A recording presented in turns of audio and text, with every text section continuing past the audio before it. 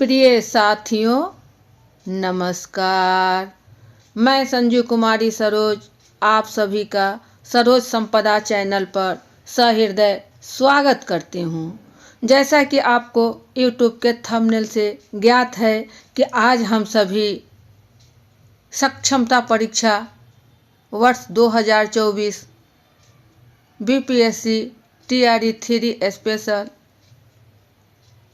C-TET DLED एवं B.ED से संबंधित MCQ जो शिक्षा शास्त्र पर आधारित होंगे सटीक प्रश्नोत्तरी को समझा जाएगा।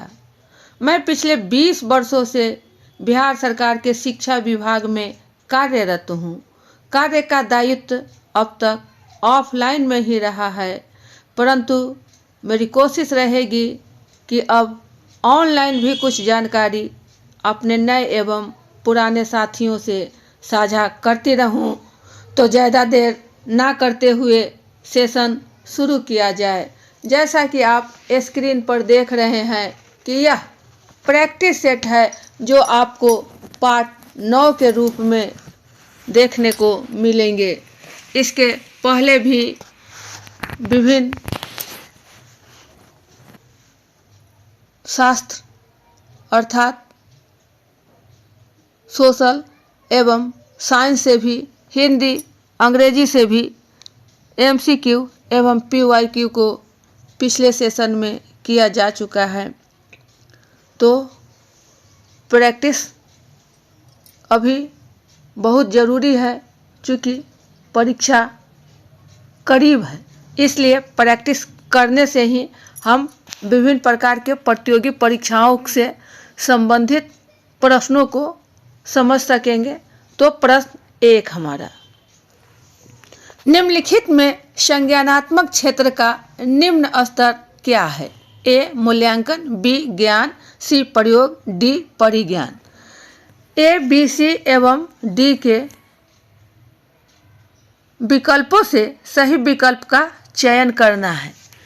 तो सवाल है कि संज्ञानात्मक क्षेत्र का निम्न स्तर क्या है? संज्ञानात्मक क्षेत्र का निम्न स्तर क्या है?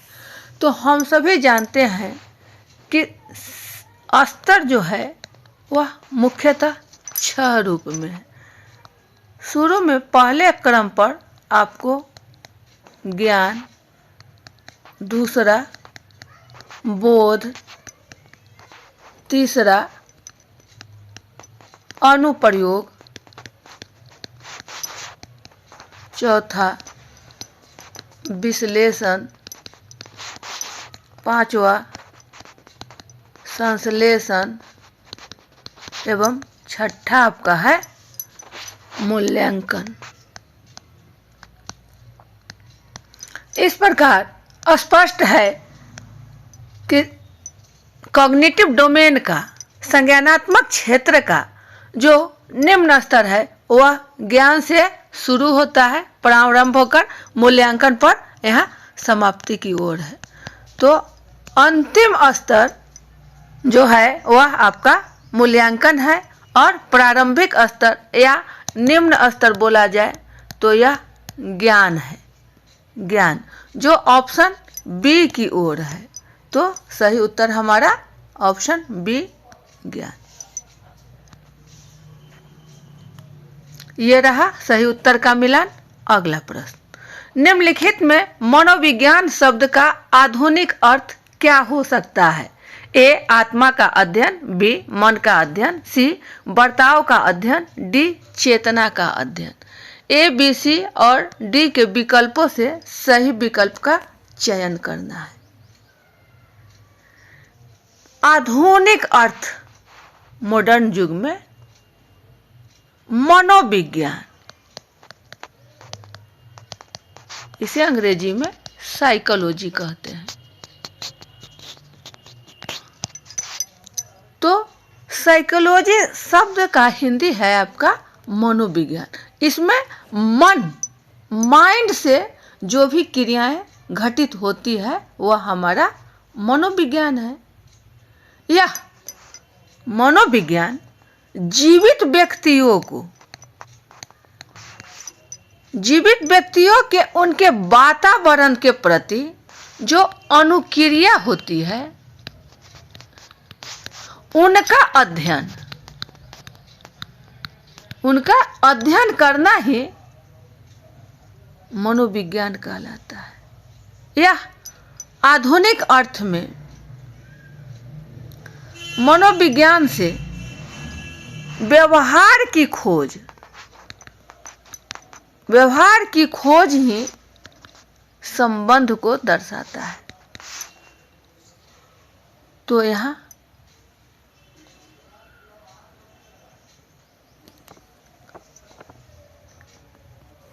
ये जब आधुनिक अर्थ में इसका उत्तर का चयन किया जाएगा तो एक गलत आत्मा का अध्ययन, बी गलत मन का अध्ययन, सी बर्ताव का चयन अध्ययन गलत और डी चेतना का अध्ययन जो जीवित व्यक्तियों पर किया जाता है। चेतना उसमें कहाँ तक है, वह हमारा ऑप्शन डी विकल्प सही है।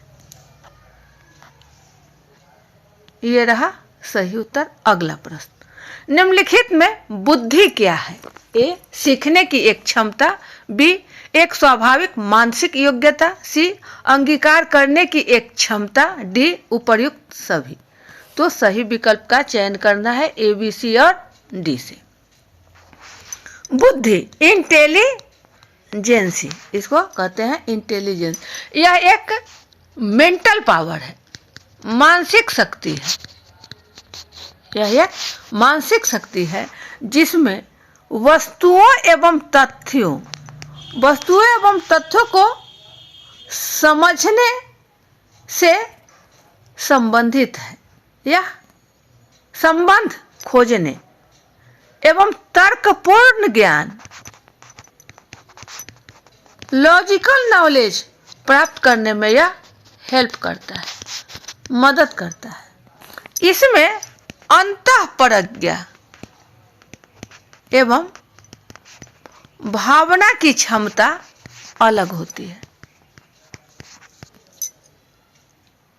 तो इस प्रकार सही ऑप्शन हमारा सीखने की क्षमता भी है, यह मानसिक योग्यता भी है और अंगीकार करने की एक क्षमता भी है। इस प्रकार सही विकल्प हमारा डी की ओर है, उपर्युक्त सभी। बुद्धि क्या है? तो सीखने की एक क्षमता है, एक स्वाभाविक मानसिक योग्यता है और स्वयं में अंगीकार करने की भी एक क्षमता है। इस प्रकार ऑप्शन डी ये रहा सही उत्तर। अगला प्रश्न, निम्नलिखित में पाठ योजना क्या है? ए कठिनाई स्तर का योजना सेट, बी विस्तृत कक्षा शिक्षण का योजना, सी सभी इकाइयों का विवेचनात्मक मूल्यांकन, डी विद्यार्थियों का कंप्यूटर एप्लीकेशन। तो सही विकल्प का चयन करना है ए, बी, सी एवं डी से। पाठ योजना जिसे लेसन प्लान भी कहा जाता है, लेसन प्लान। तो हम सभी जानते हैं कि जब शिक्षक वर्ग कक्ष में शिक्षण के लिए उपस्थित होते हैं तो वे अपना पाठ योजना लेकर ही विद्यालय कक्ष में प्रवेश करते हैं। इन पाठ योजना में विषय वस्तु जो कंटेंट होते हैं उसके छोटे छोटे टुकड़ों में, छोटे छोटे इकाइयों में बांटकर और विस्तृत रूप से एक फ्रेमवर्क, रूपरेखा बनाकर जो वर्ग कक्ष में शिक्षण प्रक्रिया की जाती है वह पाठ योजना के अंतर्गत आते हैं।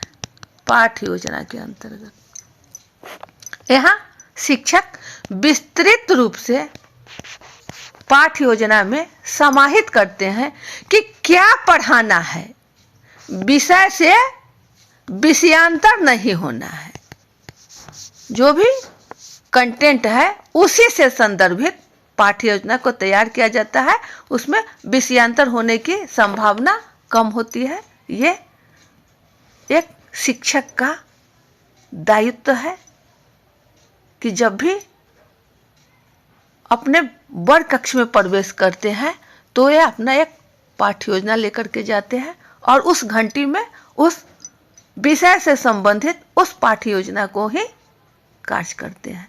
इस प्रकार कठिनाई स्तर का योजना शीट गलत। विस्तृत कक्षा शिक्षण का योजना, यह ऑप्शन आपका वाइटल है। सभी इकाइयों का विवेचनात्मक मूल्यांकन होंगे, लेकिन बाद में, जब पूरी इकाई पूरा पाठ का समापन हो जाएगा उसके बाद। विद्यार्थियों का कंप्यूटर एप्लीकेशन, ऐसा कुछ नहीं है। तो सही ऑप्शन हमारा बी की ओर है। ये रहा सही उत्तर। अगला प्रश्न, निम्नलिखित में किसी व्यक्तियों के शारीरिक बीमारियों के कितने प्रतिशत तक दबाव की भूमिका महत्वपूर्ण सिद्ध हो सकती है? ए 50 से 70, बी 45 से 60, सी 51 से 69, डी 52 से 71। तो सही विकल्प का चुनना है ए, बी, सी एवं डी से कि सही क्या होगा। शारीरिक बीमारियों के कितने प्रतिशत तक दबाव की भूमिका महत्वपूर्ण सिद्ध हो सकती है? तो इसका सही उत्तर आपको है 50 से 70%। 50 से 70%, जो ऑप्शन ए की ओर है। ऑप्शन ए हमारा सही है। यह रहा सही उत्तर। अगला प्रश्न, निम्नलिखित में किससे परीक्षा प्राप्त करने की एक पहल को प्रोत्साहित किया जाना चाहिए? ए प्रेरणा, बी कदर, सी ज्ञानार्जन, डी बढ़ावा। तो सही विकल्प का चयन करना है कि परीक्षा प्राप्त करने की पहल को प्रोत्साहित किया जाना चाहिए। किसके द्वारा? तो जब हमें मोटिवेशन मिलता है, प्रेरणा मिलता है, तो हमारा अधिगम बढ़ जाता है। जब हमारा अधिगम बढ़ जाएगा तब शिक्षक द्वारा हमारा असेसमेंट होता है, मूल्यांकन होता है, और यही हमारा परीक्षा का रूप है। इससे हमें प्रोत्साहन बल मिलता है। तो हमारा सही उत्तर ए की ओर है, प्रेरणा। ये रहा सही उत्तर। अगला प्रश्न, निम्नलिखित में पढ़ने में तस्वीर उपयोगी होती है क्योंकि ए कौशल में वृद्धि होती है, बी पदार्थ में वृद्धि होती है, सी रुचि में वृद्धि होती है, डी गुणवत्ता में वृद्धि होती है। तो सही विकल्प का चयन करना है ए, बी, सी एवं डी के विकल्पों से। तस्वीर, जो पोस्टर होते हैं जिसे शिक्षक अपने TLM टीचिंग लर्निंग मटेरियल के अंतर्गत रखते हैं वर्ग कक्ष में, तो उससे पढ़ने में क्या उपयोगी होती है? कौशल में वृद्धि होती है, यह वाइटल नहीं है। पदार्थ में वृद्धि होती है, यह भी उतना महत्वपूर्ण नहीं है। रुचि में वृद्धि होती है, यह आपको वाइटल स्टेटमेंट है। गुणवत्ता में वृद्धि होती है, यह भी कथन आपका सत्य प्रतीत होता है, किंतु यहाँ बहुविकल्पी है, इसमें मस्ट को चुनना होता है। तो हमारा सही उत्तर रुचि में वृद्धि होती है, जो ऑप्शन सी की ओर है। ऑप्शन सी की ओर है हमारा सही उत्तर, रुचि में वृद्धि होती है, ऑप्शन सी। ये रहा सही उत्तर। अगला प्रश्न, निम्नलिखित में मूल्यांकन का प्रमुख उद्देश्य होता है? ए छात्र के मानसिक विकास का मूल्यांकन करना, बी छात्र के संपूर्ण विकास का मूल्यांकन करना, सी छात्र के आंशिक विकास का मूल्यांकन करना, डी छात्र के विशिष्ट विकास का मूल्यांकन करना। तो सही विकल्प का चयन करना है ए, बी, सी एवं डी से। मूल्यांकन, असेसमेंट, तो इसका प्रमुख उद्देश्य क्या है? प्रमुख उद्देश्य क्या है? छात्र का मानसिक विकास तो हो गए ही होगा, इसमें यह भी कथन आपका सत्य है। छात्र के आंशिक विकास का मूल्यांकन, यह कथन आपका गलत है। आंशिक नहीं, होल, संपूर्ण। छात्र के विशिष्ट विकास का मूल्यांकन, यह भी कथन उतना नहीं वाइटल है जितना आपको छात्र के संपूर्ण विकास का मूल्यांकन। आज NCF 2005 national curriculum of framework 2005 बताता है कि छात्र का सर्वांगीण विकास, संपूर्ण विकास, होल डेवलपमेंट, शारीरिक, मानसिक, सामाजिक, नैतिक,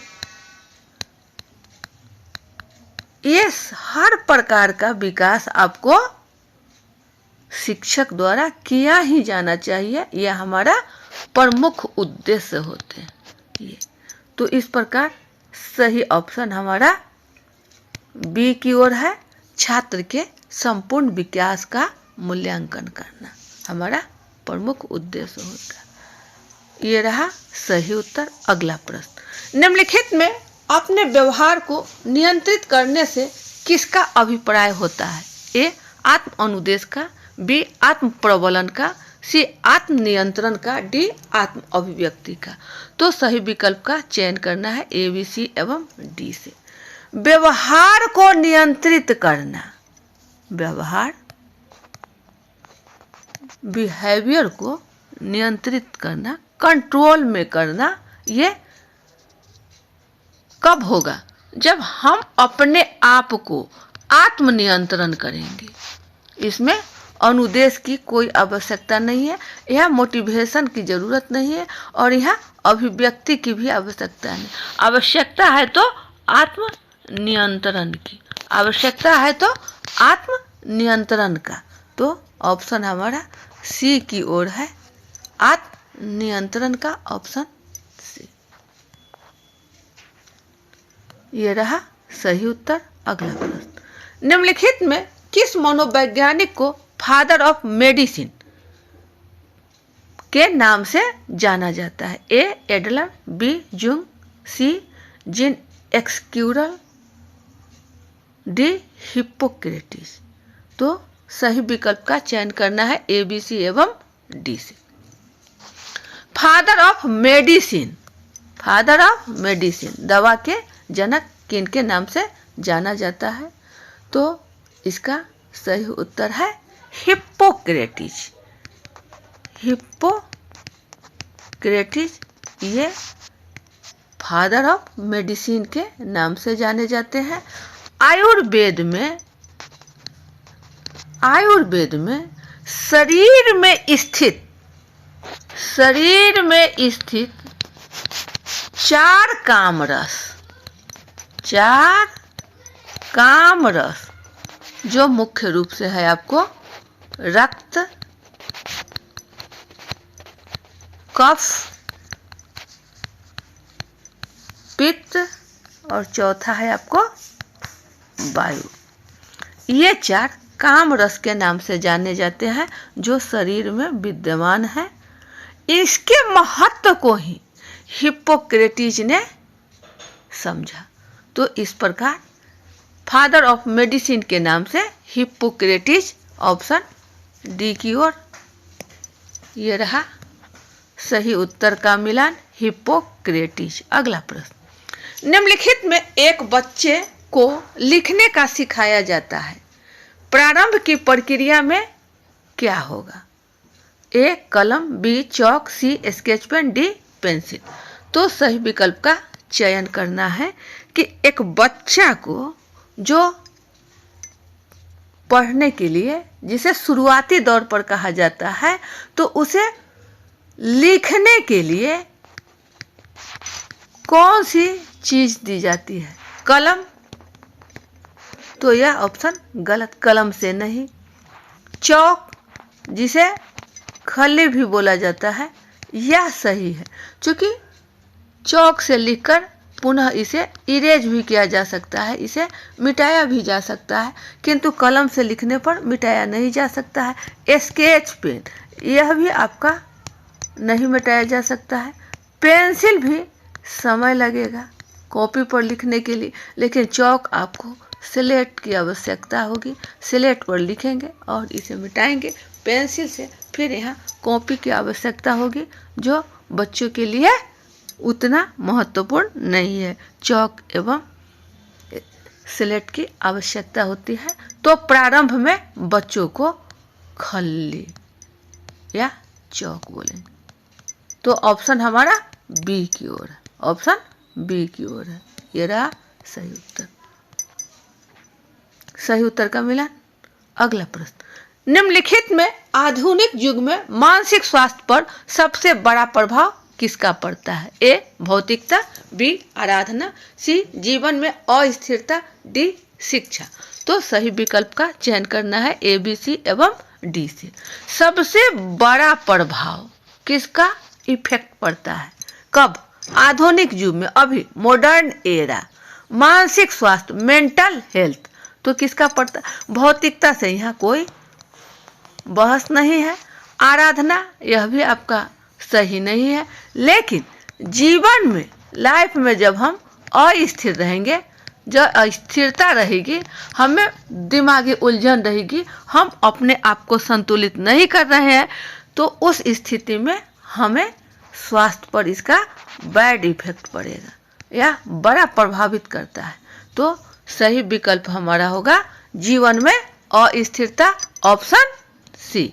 ऑप्शन सी हमारा जीवन में अस्थिरता मानसिक स्वास्थ्य पर सबसे बड़ा प्रभाव डालता है। ये रहा सही उत्तर का मिलान। अगला प्रश्न, निम्नलिखित में जन्म के बाद की विकास की दूसरी प्रमुख अवस्था कौन सी है? ए बाल्यावस्था का, बी गर्भावस्था का, सी शैशवावस्था का और डी किशोरावस्था का। तो सही विकल्प का चयन करना है ए, बी, सी एवं डी से। जन्म के बाद स्पष्ट है कि जन्म के बाद की विकास की दूसरी प्रमुख अवस्था क्या है? तो जब बच्चा जन्म ले लिया, उसके बाद की दूसरी अवस्था शैशवावस्था।